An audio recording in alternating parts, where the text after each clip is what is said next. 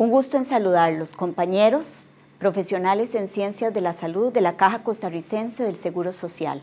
Mi nombre es Olga Arguedas, soy médico pediatra de la Universidad de Costa Rica con un doctorado académico en inmunología de la Universidad de Gotemburgo, Suecia, y le sirvo a la Caja Costarricense del Seguro Social desde mi puesto de directora general del Hospital Nacional de Niños. Hoy quiero compartir con ustedes algunos aspectos básicos referentes a aquellos conocimientos que los profesionales de salud que trabajan en entornos hospitalarios deben tener alrededor de la pandemia por COVID-19. La siguiente. ¿De qué vamos a hablar? Vamos a hablar de elementos muy sencillos, una pequeña introducción que habla de la historia, de cómo empezó esto en el mundo, que es una historia corta de solo 3 meses de evolución. Vamos a hablar de cuál es la situación en el mundo al día 27 de marzo, que es el día de hoy, y cuál es la situación en Costa Rica en lo que se refiere al comportamiento de la pandemia. Vamos a detenernos un poco en las definiciones, porque las definiciones son una herramienta clave para podernos guiar en la toma de decisiones clínicas con los pacientes y con el personal de salud en los entornos hospitalarios. Vamos a proveerles algunas generalidades clínicas muy gruesas y algunas recomendaciones para los profesionales de salud que trabajan en los diferentes hospitales de Costa Rica. Y terminamos con una sección de nuevas esperanzas para comentarles la evidencia científica que está surgiendo en el mundo y pues cómo esperamos que esta situación llegue a pasar en unos cuantos meses y ojalá de la mejor manera posible. Pasemos al primer punto. La epidemia por COVID-19, como les decía, es una novedad en el mundo. El primer caso es el de una mujer que se presenta el 8 de diciembre en un hospital en Wuhan, provincia de Hubei, de China, y se presenta con fiebre, ataque al estado general y en su radiografía de tórax se muestran infiltrados bronconeumónicos bilaterales que clínicamente habían sido de muy rápida evolución. En la historia clínica, elemento básico para los médicos para poder llegar a un diagnóstico certero, se obtiene la historia de que esta mujer había acudido unos días antes a hacer compras en un wet market, que un wet market es un mercado donde se venden y se sacrifican animales silvestres para el consumo humano, y era el único elemento pues, que llamaba la atención con respecto a las particularidades de su historia. Posterior a ella, y en pocos días, se presentaron una sucesión de pacientes con características similares que tenían como elemento común el haber asistido a este mismo mercado a comprar diferentes insumos. Evoluciona la ciencia de una manera vertiginosa. Este virus nace primero sin nombre y las primeras publicaciones científicas de New England Journal of Medicine y de Lancet lo denominan como 2019 nCoV, o sea, era un virus aún no bautizado. Pocos días después aparece ya la secuenciación genética del virus y en los primeros artículos científicos se reportan ya los patrones de citoquinas proinflamatorias que se producen en los pacientes afectados. Esto es para darnos una idea del poder de la ciencia que tenemos en este momento y de los recursos científicos que se han invertido para poder salvar a la humanidad de las consecuencias de este proceso infeccioso.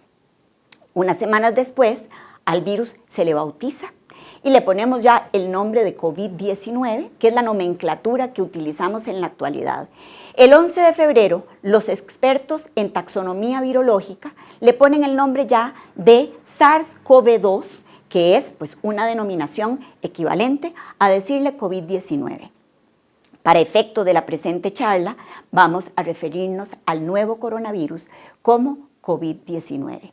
Es importante también destacar que las condiciones de la ciudad de Wuhan en la provincia de Hubei no son condiciones de una ciudad pobre ni de una sociedad carente de recursos, por el contrario, es una ciudad que en China era denominada la ciudad de los robots y con una población de 11 millones de personas. La siguiente.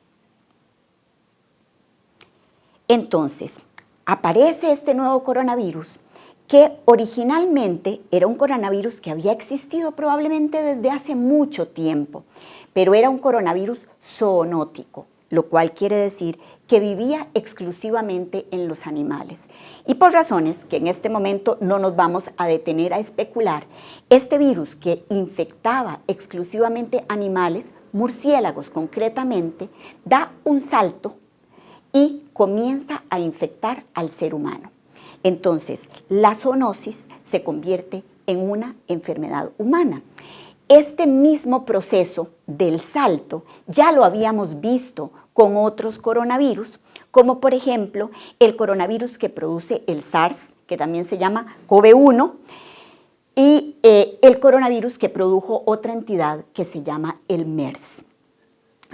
Existían otros coronavirus que eran exclusivamente humanos y que en la raza humana lo que nos producían eran unas gripes comunes y silvestres.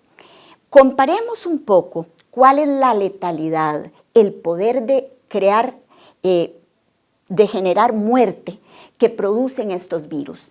Evidentemente, dentro de los coronavirus, el coronavirus más letal ha sido el MERS, que es un coronavirus que dio su salto de los camellos a la especie humana.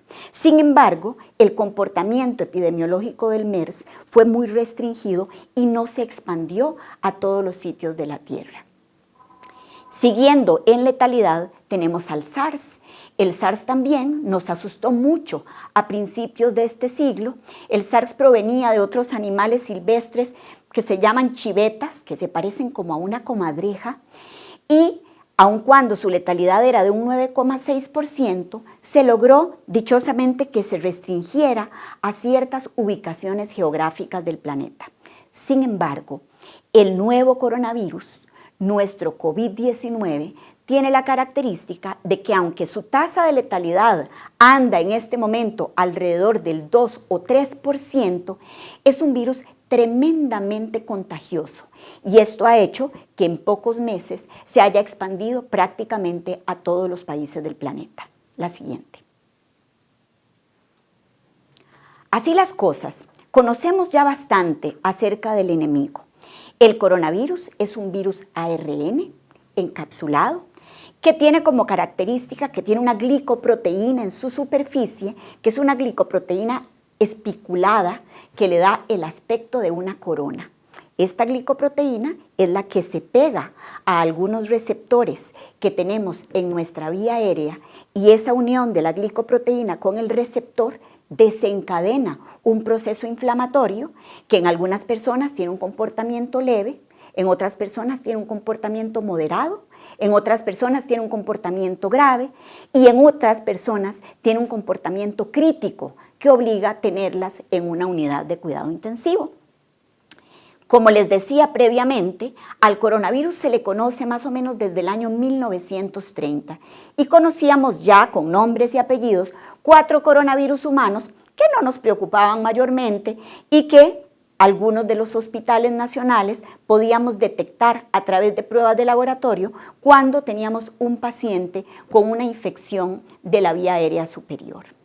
El nuevo coronavirus es un coronavirus que originalmente fue zoonótico, que dio su salto al ser humano y que tiene como característica particular su alta contagiosidad y su letalidad concentrada especialmente en las personas adultas mayores y en las personas con factores de riesgo.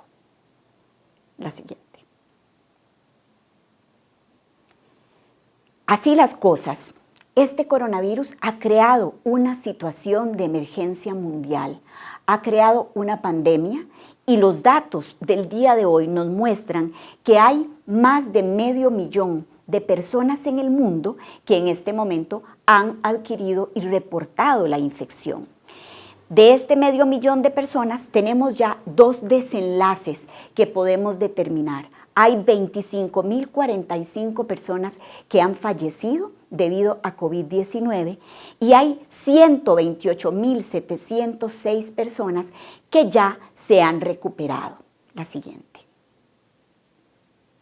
Si entramos más en detalle para conocer el comportamiento del virus, vemos que de cerca de 400,000 personas que al día de hoy están infectadas por el nuevo coronavirus, el 95% de ellos tiene una enfermedad leve y un 5% de estas personas tienen una enfermedad seria o crítica.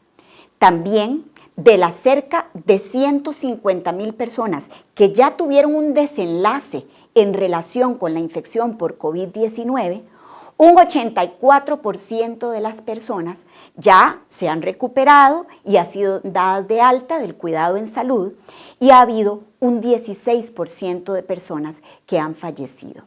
El mensaje central aquí es, sí, ciertamente, tenemos una enfermedad de alta contagiosidad, tenemos una enfermedad de alta letalidad en poblaciones de riesgo, pero la mayoría de la población del mundo va a sobrevivir este trance. La siguiente.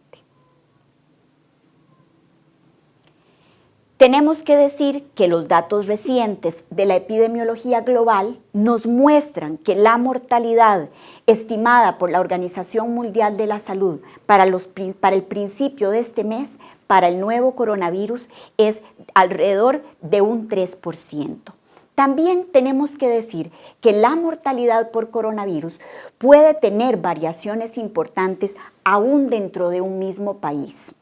Es interesante ver cómo en China, en la ciudad de Wuhan, se registra la mortalidad más alta, cercana a un 5%, fue el sitio más golpeado, fue el sitio donde la enfermedad apareció, fue el sitio donde en los primeros casos no conocíamos al enemigo, en tanto que los datos de Shanghái, que es una ciudad a la que el virus llegó después, muestran una mortalidad menor al 1%. Esto quiere decir que la ciencia médica nos da una ventaja, la ventaja de adquirir conocimiento y de poderlo aplicar para mitigar esta pandemia que sufre el mundo en este momento. Sí es importante señalar también que dentro de aquellas personas que necesitan acudir a un hospital, que son las personas con enfermedad moderada, grave o crítica, la mortalidad es alrededor de un 15%. También hay que destacar, porque eso interesa mucho para todos los que trabajamos en el ambiente hospitalario, que la persona que llega a un hospital por enfermedad moderada, grave o crítica y cuyo desenlace va a ser la muerte, no muere en pocos días. Tienen estancias relativamente prolongadas si las vemos desde la perspectiva del cuidado crítico y son pacientes para los cuales desde el momento del primer síntoma hasta el momento de la muerte transcurren en promedio 14 días. La siguiente. Entonces, la situación nacional revela varias cosas. Revela que este es un fenómeno de rápida evolución. Ustedes han visto cómo los números de casos nuevos se incrementan día tras día y como nuestro panorama al día de hoy era diferente al que teníamos hace una semana y hace 2 semanas. También, ciertamente, los datos que muestran los medidores mundiales de esta pandemia revelan la capacidad de detección de cada país y ciertamente hay escepticismo científico cuando uno ve algunos países que no reportan casos, porque probablemente lo que sucede es que hay una capacidad de detección limitada. El comportamiento también revela la efectividad en las medidas de mitigación que han implementado las diferentes naciones del planeta para lograr lo que se llama aplanar la curva, que quiere decir disminuir la tasa de crecimiento en el número de casos nuevos para poder abordar a los críticos de una manera más adecuada. Así las cosas, si nos concentramos en la diapositiva, ustedes pueden ver cómo el número de casos en los Estados Unidos al día de hoy es el mayor número de casos en el mundo. En este momento, al día de hoy, los Estados Unidos están superando en número de casos totales a China. Lo otro es que tenemos un grupo de 4 países que han sido los 4 países con mayor afección por esta pandemia: los Estados Unidos, China, Italia y España. El comportamiento verdaderamente es muy dramáticos los números que nosotros vemos en los reportes de Italia y España, y son países donde el total de muertes por millón de habitantes muestran cifras sumamente altas. Costa Rica no se encuentra en la misma fase que estos países. Nosotros estamos en lo que se llama el inicio de la fase exponencial. Estamos en lo que la Organización Mundial de la Salud denomina como la fase 3 de la transmisión, que es la transmisión en grupos o clústeres, donde podemos identificar cuál fue el contacto inicial. Sin embargo, después de esto viene la siguiente fase, que se llama la transmisión comunitaria, que es cuando ya hay una alta diseminación de la infección viral y donde vemos números crecientes en el número de infectados, en el número de personas que necesitan acudir a un hospital y en el número de personas que requieren cuidado intensivo y también que mueren. La siguiente. Estos son los datos publicados el día de ayer en el diario La Nación. Es una gráfica muy ilustrativa y nos muestra cómo en las últimas semanas hemos tenido un comportamiento increciendo en el número de casos nuevos día tras día. Ciertamente podemos decir que la población costarricense en su vasta mayoría se ha sumado a las medidas de mitigación, pero requerimos que se sume las personas que faltan. La siguiente. Pasamos ya al tercer punto de esta presentación, que son las definiciones. Las definiciones son muy importantes y quizás el concepto básico que quiero transmitirles respecto a las definiciones es que son evolutivas. Puede que hoy digamos una cosa y mañana digamos otra un poquito diferente, porque cada día se va generando conocimiento científico que nos permite afinar las definiciones, y también cada día el comportamiento epidemiológico de la pandemia en nuestro país va cambiando. Por esa razón, existe un grupo de personas muy serias, un grupo de expertos con representación del Ministerio de Salud, dirigido por el Ministerio de Salud, con representantes de la Caja Costarricense del Seguro Social, del sector privado, que trabajan día a día, guiados por la Organización Mundial de la Salud y la Organización Panamericana de la Salud, en la revisión de estos lineamientos. La última versión de los lineamientos nacionales para la vigilancia de enfermedades COVID-19, como ustedes pueden ver, al 20 de marzo ya íbamos por la 9ª revisión, y al día de hoy les cuento que probablemente en los próximos días vamos a tener la 10ª revisión. Conclusión. Los profesionales en ciencias de la salud tenemos la obligación de estar revisando estos lineamientos, de entender el porqué de las actualizaciones y de aplicarnos en los diferentes contextos clínicos en que trabajamos. La siguiente. Así las cosas, no voy a entrar en la letra menuda de la definición de caso sospechoso, porque sé que probablemente va a cambiar en los próximos días, pero quiero darles un concepto didáctico para que lo lleven en su cabeza de quién es un caso sospechoso. Un caso sospechoso es una persona que tiene síntomas, tiene una infección respiratoria aguda, y esa persona, además de los síntomas, tiene un nexo epidemiológico. Y el nexo epidemiológico es fundamentalmente con 2 cosas. Ponemos a los aviones en primer lugar. El nexo epidemiológico es que esa persona en los últimos 14 días se montó en un avión y llegó a nuestro país. Y eso lo convierte automáticamente en un caso sospechoso.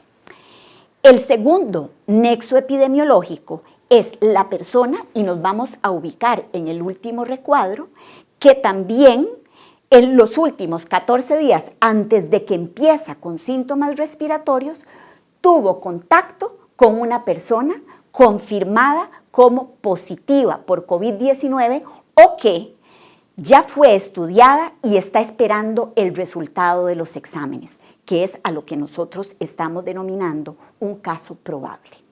También, aquel paciente grave que ingresa con una infección respiratoria aguda, pero grave, que requiere intubación y manejo en cuidado crítico y para el cual no tenemos una explicación clínica razonable del comportamiento que está teniendo, tenemos que considerarlo un caso sospechoso.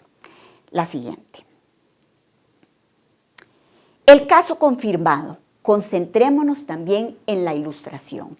El caso confirmado requiere ya de la intervención de laboratorio. Es aquel paciente, aquella persona a la que, dado que cumplía criterios de caso sospechoso, ya se le tomaron las muestras para que se estudie por reacción en cadena de polimerasa en tiempo real en alguno de los laboratorios autorizados por el Ministerio de Salud y se identifique si está infectado por COVID-19. La siguiente. Y el caso probable es el que está en la zozobra de la espera, cuál es el resultado de su prueba. Es la persona que, habiendo cumplido la definición de caso sospechoso, se le toman las muestras respiratorias respectivas y estas muestras respiratorias están pendientes de ser analizadas o arrojaron ya un resultado indeterminado. La siguiente. Dentro de este universo de las definiciones hay una definición que es muy importante porque nos permite ubicarnos en la verdadera categoría de riesgo que tenemos nosotros como personas y nosotros también como personal de salud. Y esta definición es la definición de contacto cercano. ¿Quién es un contacto cercano con una persona COVID-19 positiva? Primero, un contacto cercano es una persona que cumple alguna de las siguientes condiciones y subrayo sin haber tenido las medidas de protección adecuadas. Porque si se tienen las medidas de protección adecuadas, este texto debe interpretarse de manera diferente. Pero si sin haber tenido las medidas de protección adecuadas, yo le di atención directa a un caso sospechoso o a un caso confirmado, me considero un contacto cercano. De la misma manera, si probablemente en el entorno doméstico, yo, sin haber utilizado medidas de protección, atendí a una persona confirmada que tengo en la casa, a una persona sospechosa que tengo en la casa o a una persona probable, se considera que soy también un contacto cercano. Esto incluye la exposición a secreciones, que quiere decir, si habiendo estado en contacto con esta persona, recibí gotitas de saliva producidas por un estornudo, producidas por la tos, o producidas por cualquier otro mecanismo que produce aerosoles, o producidas por un beso, o producidas porque compartimos utensilios de alimentación o alimentos, me considero también un contacto cercano. Es también un contacto cercano aquella persona que, no habiendo utilizado medidas de protección, se mantiene a una distancia menor de 1,8 metros, 6 pies, utilizan en Norteamérica, de entre la persona confirmada o sospechosa y la persona número 2. Y por más de 15 minutos. Por este último parámetro que acabamos de explicar es que una de las medidas más importantes que estamos aplicando en este momento, incluso en los hospitales e incluso en las casas, es el distanciamiento social. Y el distanciamiento social significa, aunque nos veamos, y aunque no usemos medidas de protección si estamos en casa y no las necesitamos, salvo que tengamos un paciente confirmado, tenemos que mantener esta distancia razonable de 1,8 metros entre una persona y la otra. La siguiente. Son también elementos para definirnos como contacto cercano el haber estado en un lugar cerrado, como un aula, una oficina, una sala de sesiones, un área de espera o una habitación con un caso sospechoso, probable o confirmado sintomático y a una distancia menor de 1,8 metros y por un periodo mayor de 15 minutos.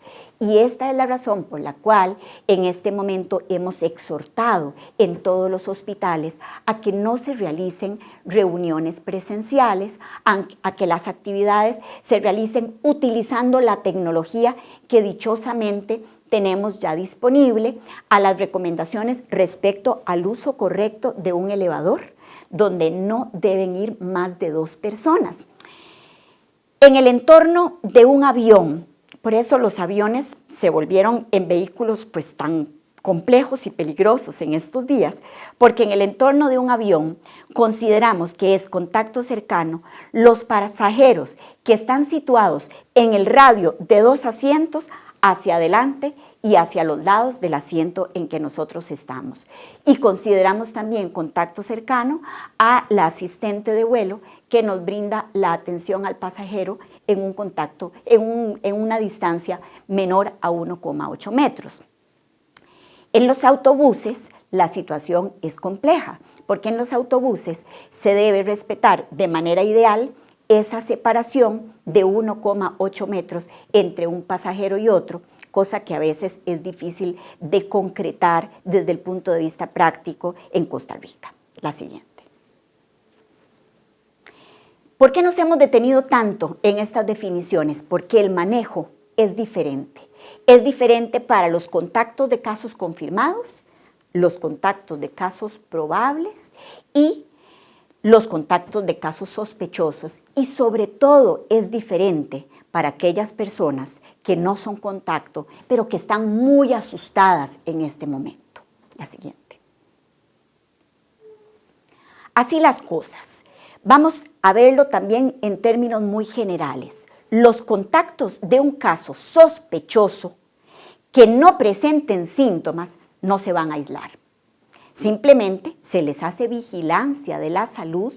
Si el caso sospechoso en el proceso de estudio se convierte en un caso confirmado, esta persona adquiere el estatus de caso sospechoso y evidentemente sí requiere una medida diferente.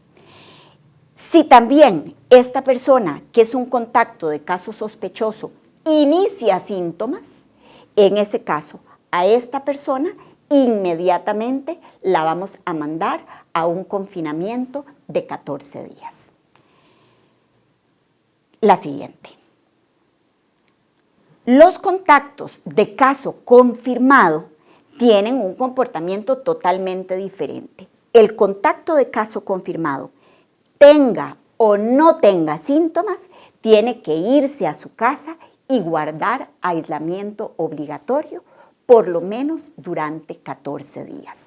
Los detalles del lineamiento ustedes los pueden ver en las definiciones disponibles en la página del Ministerio de Salud. La siguiente. Ahora hablemos un poco de las generalidades clínicas del virus, que yo sé que ya ustedes lo tienen en su acervo de conocimientos, pero simplemente vamos a hacer un pequeño repaso. Este es un virus que se transmite por vía respiratoria a través de gotitas de secreciones de saliva, de moco, de lágrimas.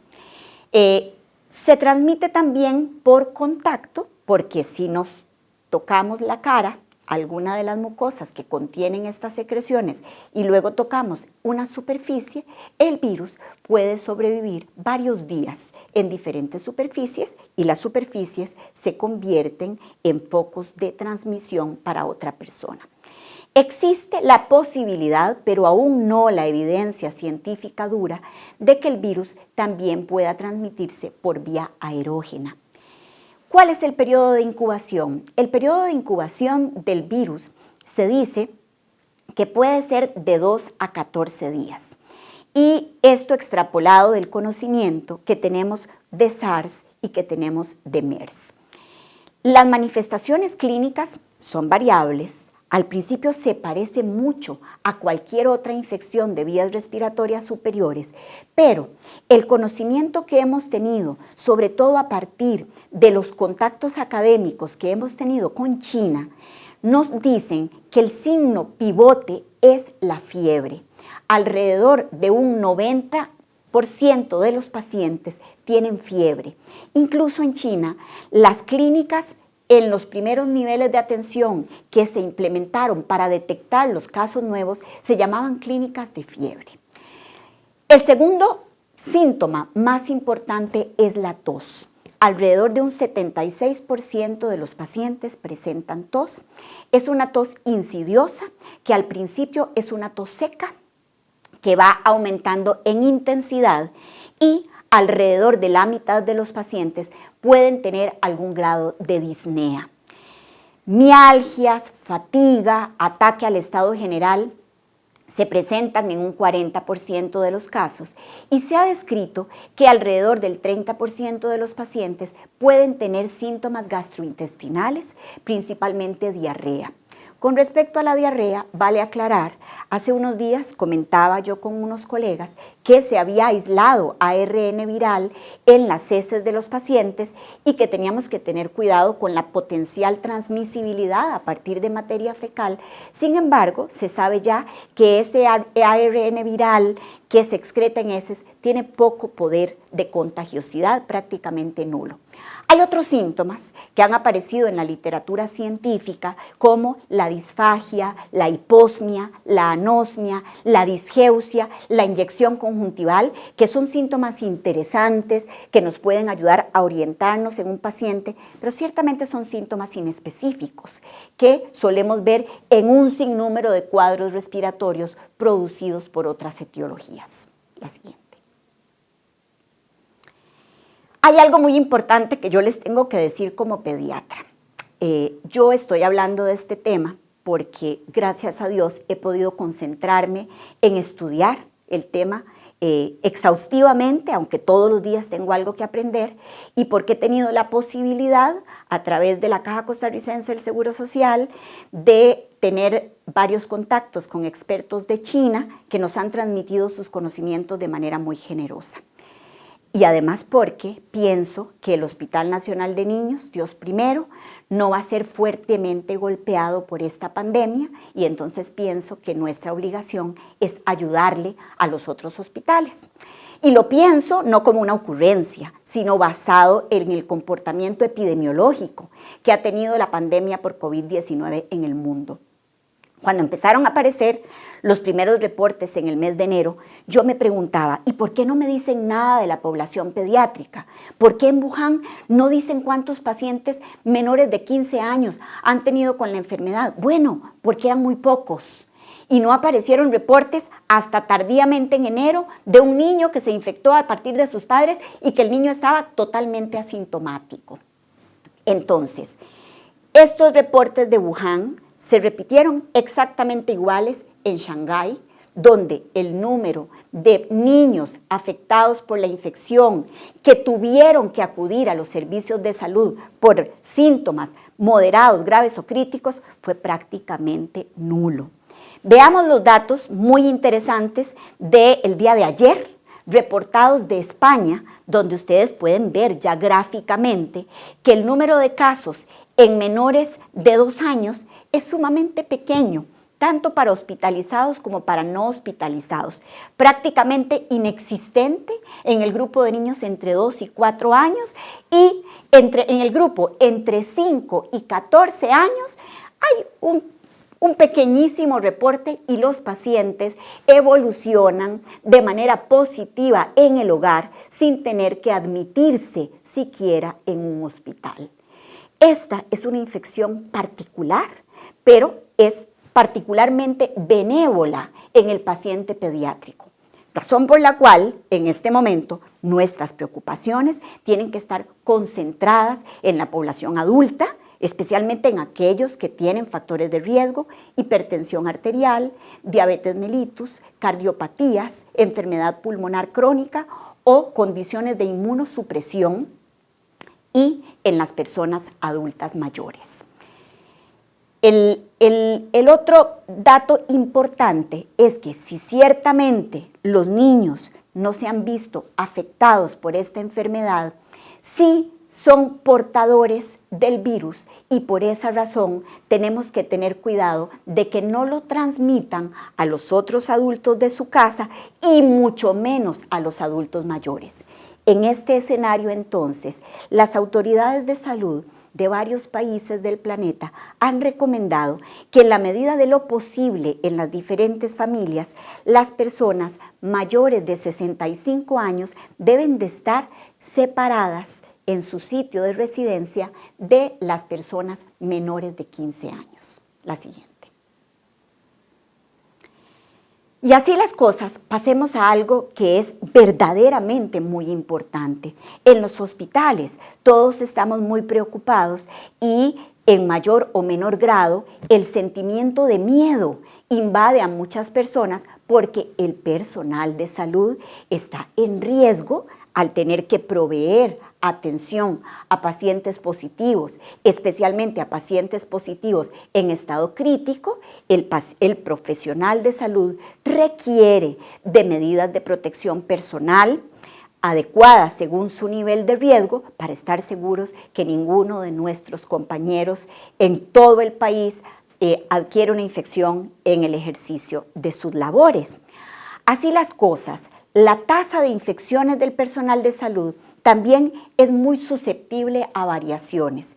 El reporte inicial aparecido en enero en New England Journal of Medicine del cohorte de Wuhan muestra que hubo un 3,8% de infecciones en el personal de salud y lamentablemente 5 fallecimientos en este cohorte de 1.716 personas de trabajadores de salud que adquirieron la infección.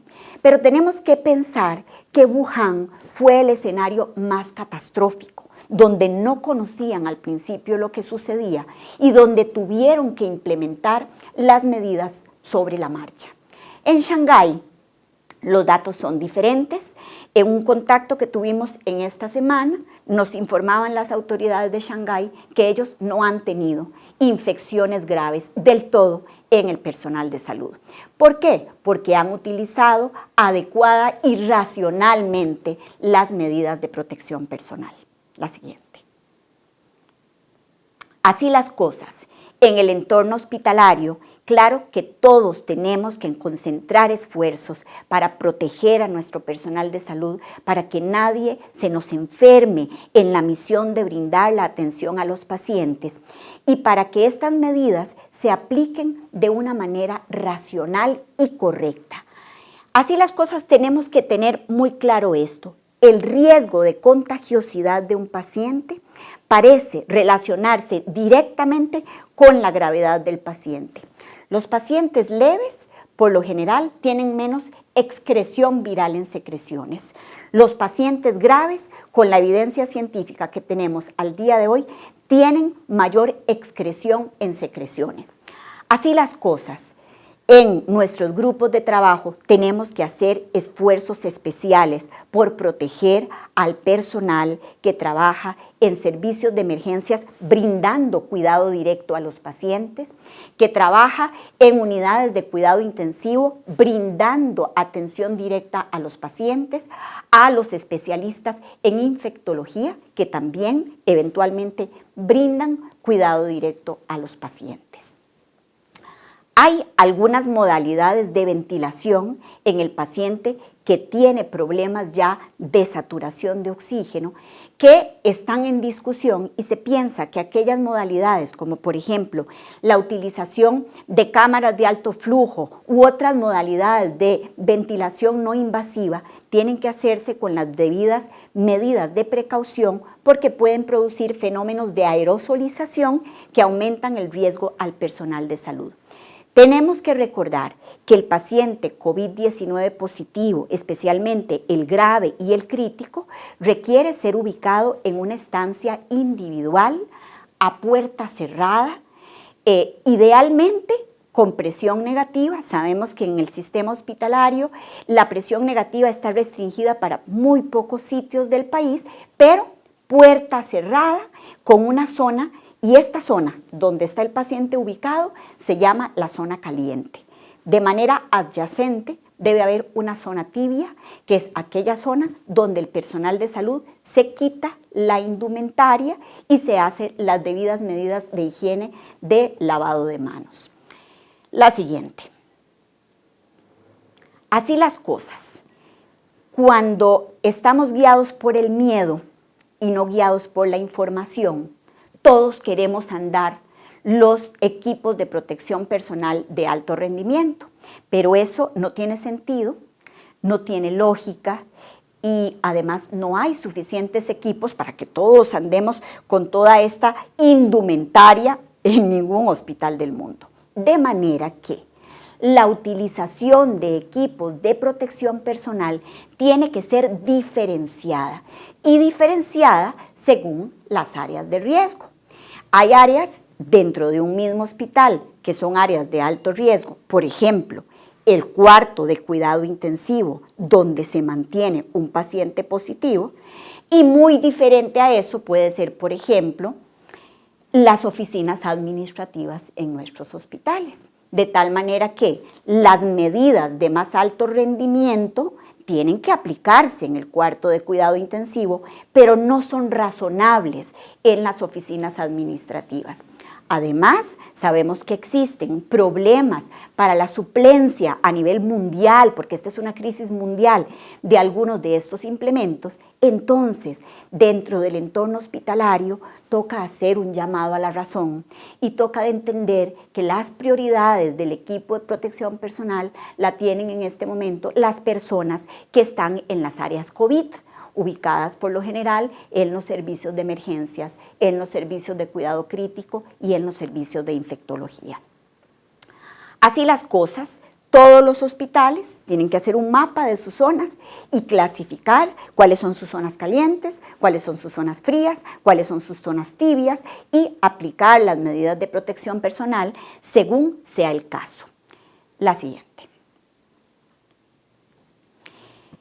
El equipo de protección personal de alto rendimiento incluye el gorro, incluye los anteojos protectores, incluye la pantalla protectora, incluye el delantal de grado médico A2, que es un delantal impermeable, incluye los guantes de nitrilo, pero debe ser utilizado exclusivamente en lo que se denominan zonas calientes. ¿Qué pasa? Lo que está sucediendo al día de hoy en nuestros centros hospitalarios es que hay muchas personas que no tienen suficiente información. Y como no hay información, hay miedo. Y todos queremos vestirnos así, pero no podemos vestirnos así porque este tipo de indumentarias es para las personas que están expuestas directamente en el entorno del paciente. Lo otro que también es correcto e importantísimo es que para vestirse así hay que saber también desvestirse bien. Hay toda una técnica estandarizada sobre el orden de la colocación de la indumentaria y el orden en que esta indumentaria debe ser descolocada para que la persona que se la pone no asuma un riesgo de contaminación al final de la atención del paciente. La siguiente. Lo que sí es cierto, y para lo que tenemos evidencia contundente publicada en la literatura científica, es que la medida más importante en la protección personal es lavarnos las manos. Y yo tengo tristemente que decirles que en las observaciones clínicas que nosotros hacemos en nuestro hospital, hemos descubierto que muchas veces las personas no saben lavarse las manos. Acuden al hospital con uñas pintadas o con uñas largas, primer llamado de atención, todo el personal hospitalario debe tener uñas cortas sin ningún tipo de pintura. Se lavan las manos conservando la pulsera o conservando el reloj. No, para el lavado de manos hay que retirarse anillos, pulseras y relojes. No conocen la técnica correcta de lavado de manos y no conocen los 5 momentos de la OMS en que cuando le damos atención a los pacientes tenemos que lavarnos las manos. un primer llamado, si usted no conoce eso, es uno de los materiales que tiene que revisar en este momento como una prioridad. El otro punto, estamos viendo en los hospitales que no nos alcanza la solución alcohólica, porque la gente tiene miedo y hubo algunas sustracciones de solución alcohólica también, y también por miedo algunas personas se lavan las manos y adicionalmente se ponen solución alcohólica. No es necesario. Un lavado de manos efectivo, realizado con la técnica correcta, es mucho más efectiva que la higiene con solución alcohólica. Vean que las recomendaciones son lavado de manos o higiene con solución alcohólica y no lavado de manos y, ¿verdad? Digamos, higiene con solución alcohólica. La solución alcohólica se debe ubicar en aquellos sitios donde las personas, por razones de la dinámica de trabajo, no pueden levantarse entre paciente y paciente a hacerse un lavado de manos con la técnica correcta. La siguiente.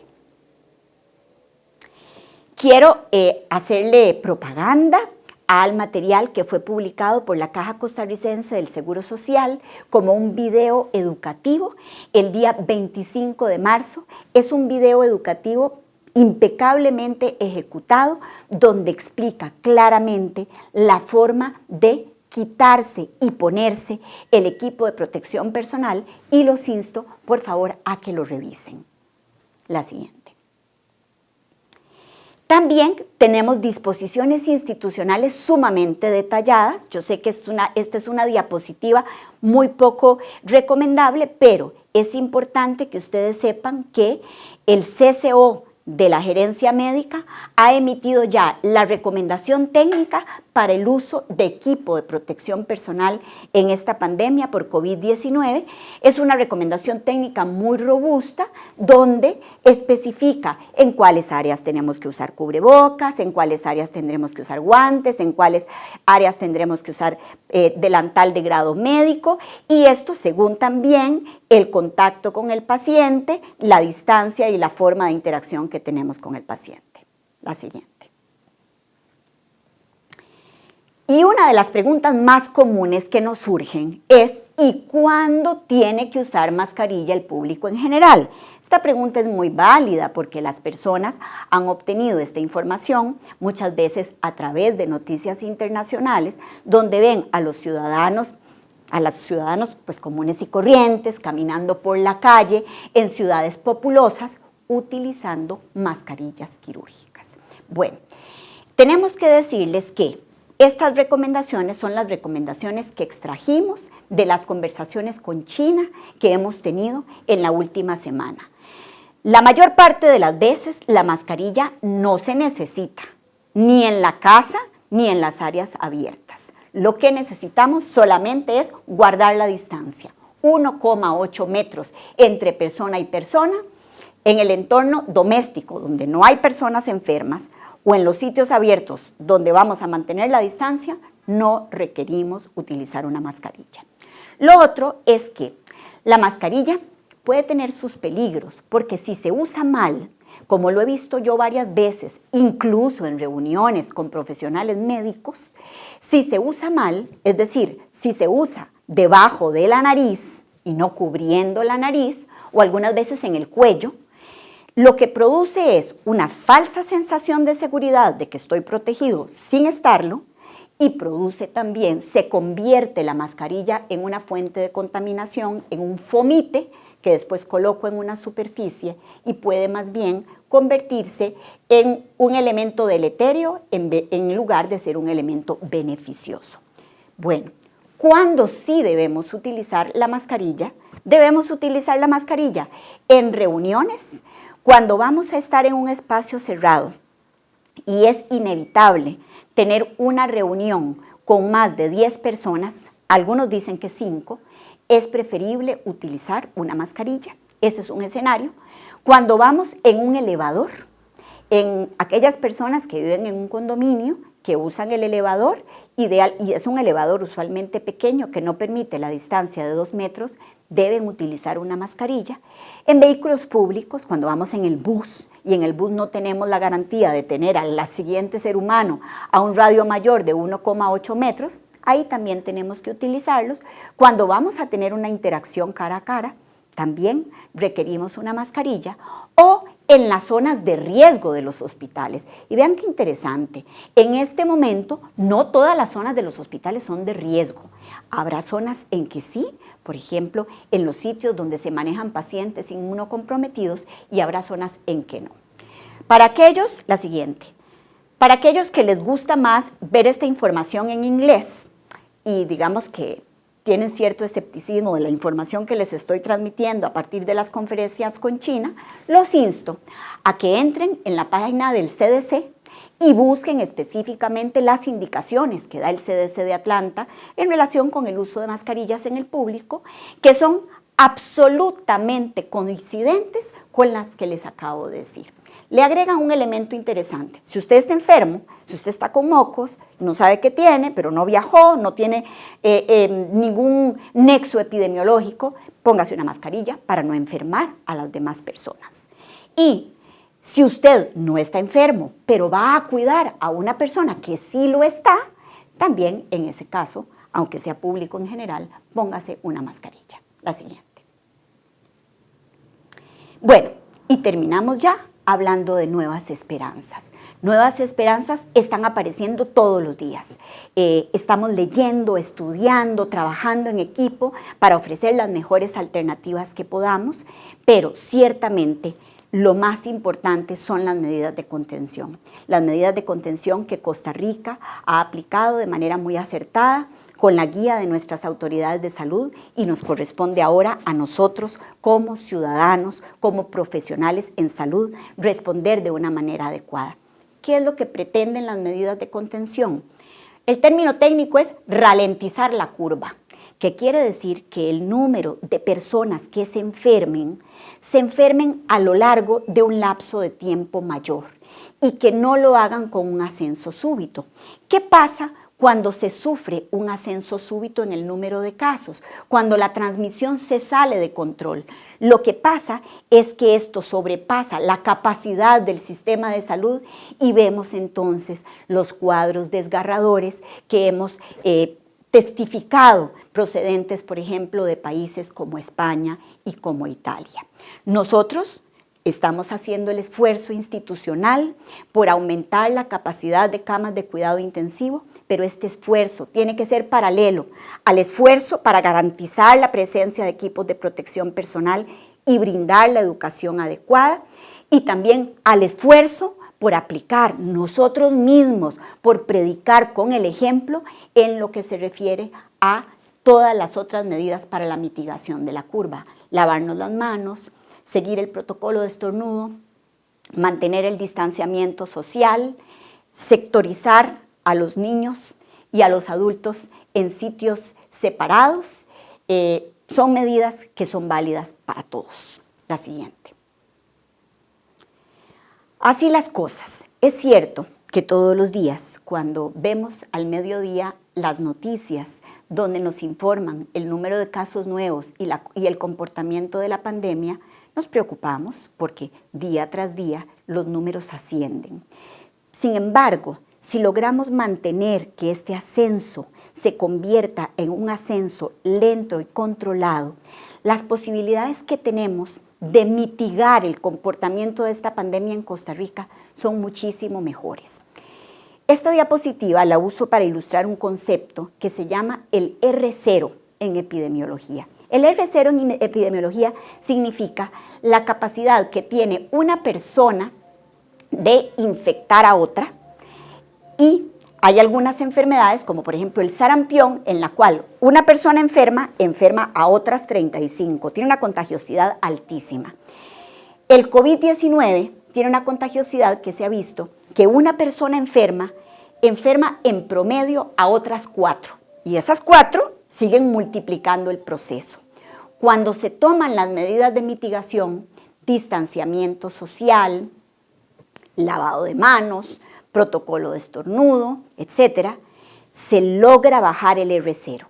En Costa Rica, los análisis de esta semana nos muestran que tenemos un R0, que es probablemente una persona infectada nos está infectando aproximadamente a 2. Entonces, ¿qué quiere decir? ha habido una respuesta positiva, pero aún una respuesta parcial. Necesitamos redoblar esfuerzos. La siguiente.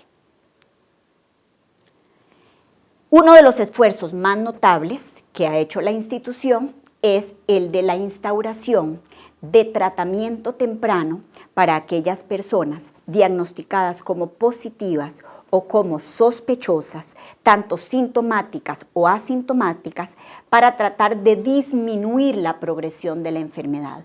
Este es un lineamiento que yo traigo, el lineamiento original, ya tiene actualizaciones, pero el lineamiento original salió el 20 de marzo. Sale en Costa Rica antes de que salga en los Estados Unidos y es donde se recomienda el uso de un antimalárico, la hidroxicloroquina, para el tratamiento de aquellas personas en estas categorías que mencioné y con un objetivo.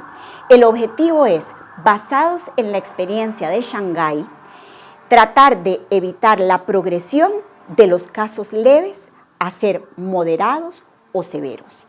Ciertamente, muchos de ustedes pueden decir que no existe evidencia científica nivel 1 para aplicar este lineamiento. Sí, tienen razón. Existe evidencia científica de otros niveles, pero a la luz del comportamiento de la pandemia, el sentido común y la ciencia nos indica que es una medida cuyo beneficio puede sobrepasar en mucho los riesgos. Ciertamente, el uso de terapia no está exento de complicaciones clínicas y es por eso que aquellas personas a las que se les prescribe hidroxicloroquina son personas que son vigiladas médicamente para ver el perfil de toxicidad y también ciertamente existen otros medicamentos de segunda línea como el lopinavir, ritonavir, que pueden utilizarse según el criterio de los infectólogos en los diferentes entornos hospitalarios. La siguiente.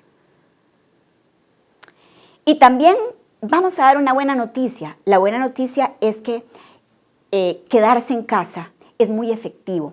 Y con respecto al tema de quedarse en casa, yo quisiera transmitirles la diferencia que existe entre estar confinado, que la mayoría de los que están confinados lo están voluntariamente y les damos las gracias por estarlo, que significa estar en su casa, haciendo las actividades cotidianas, sin exponerse al medio exterior, pero con un funcionamiento adentro de la casa igual que siempre.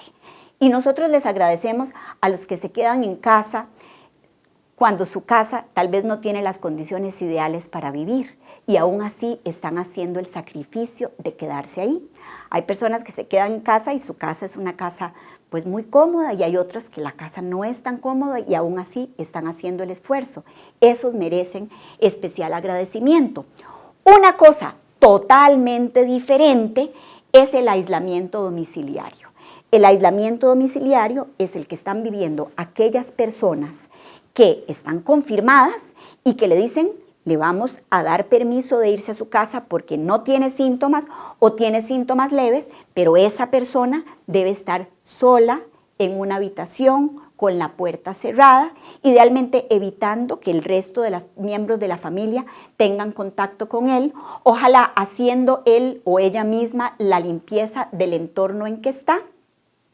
Se le deben pasar los alimentos tratando de guardar las medidas de distancia y esa persona, así como las personas que lo están cuidando, cuando tienen contacto, sí deben utilizar una mascarilla quirúrgica convencional. La siguiente. Y ya casi vamos a terminar.